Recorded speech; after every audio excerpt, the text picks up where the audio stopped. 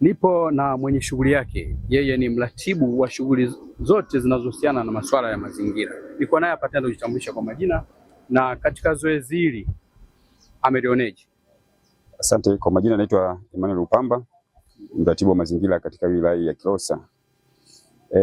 Mimi niseme shughuli yetu leo imekwenda vizuri.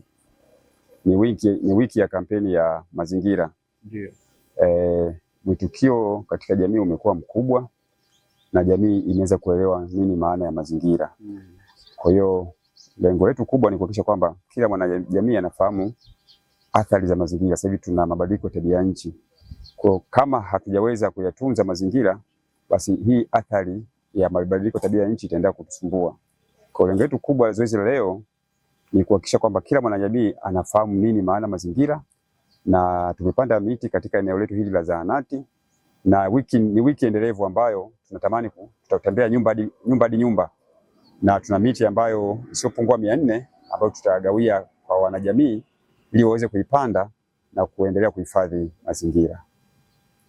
Ukiwa ndio msimamizi mkuu wa shughuli za mazingira katika wilaya hii yetu ya Kilosa, tunapozungumzia mazingira tunazungumzia pia sio kupanda tu miti, ni pamoja na utunzaji wa mazingira mengine ambayo tayari yapo, yawe ya asili au ya kuyaandaa sisi wenyewe.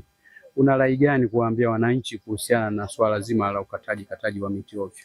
Rai yangu ni kwa wananchi, ni kweli kabisa hilo limekuwa tatizo kubwa, hasa ule ukataji wa miti ovyo umekuwa ni mkubwa, na sisi kama wanajamii ambao tumepata elimu, tutamani pia kuelimisha jamii kwamba ukataji wa miti ndio vyanzo vya uharibifu wa mazingira, na tunatoa rai kwa serikali zetu za vijiji sasa kuweka hata sheria kwamba mtu hawezi kukata mti bila kutoa taarifa katika serikali ya kijiji. Hizo ni elimu ambazo tunazitoa sisi kama wana mazingira, na sio miti tu, tutunze ardhi, tutunze mito.